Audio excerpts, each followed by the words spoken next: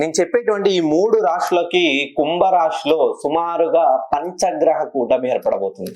ఎందుకనంటే 5 రాశులు ఒకే రాశిలోకి రావడం వల్ల 5 గ్రహాలు అనేవి ఒకే రాశిలోకి వస్తాయి. అప్పుడే పంచగ్రహ కూటమి ఏర్పడుతుంది.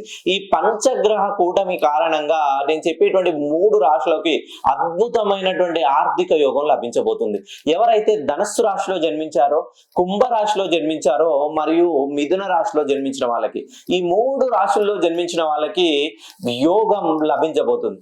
మీరు అనుకోవచ్చు, సార్ ఇవి 3 రాశులకి ఏళ్ళనాటి శని గాని, కంటక శని గాని, అర్ధాష్టమ శని ప్రభావం ఉంది. ఈ శని ప్రభావం ఉంటే మనం ఏది చేసినా పెండింగ్ లో అవుతాయి.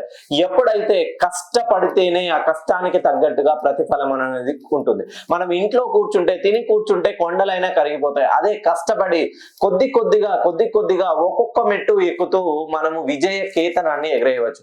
మీరు ఈ 3 రాశుల్లో జన్మించి మీ పనులన్నీ పెండింగ్ లో ఉన్నట్లయితే, కోర్టు కేసులు గాని, భూ తగాదాలు గాని, మెయిన్ గా ఆర్థిక వ్యవహారాల్లో చిక్కులు, ఈ ఆర్థిక ఫైనాన్షియల్ డిస్టర్బెన్స్ వల్ల ఫ్యామిలీలో గొడవల వలన మీ హెల్త్ డిస్టర్బెన్సెస్, ఒక్కొక్క తీగ లాగితే డొంకంతా కదిలిందన్నట్టు మీరు చేసిన ఒక చిన్న తప్పు వలన మీ ఫ్యామిలీ చాలా డిస్టర్బ్ అవుతుంది. ఎవరైతే ఈ 3 రాశుల్లో జన్మించిన వాళ్ళు ఒక్కసారి మీ పేరుని 180 డిగ్రీల పైకి కరెక్షన్ చేసుకొని చూడండి. ఖచ్చితంగా మీ సమస్యకి పరిష్కారం మీరే చూపించిన వాళ్ళు అవుతారు.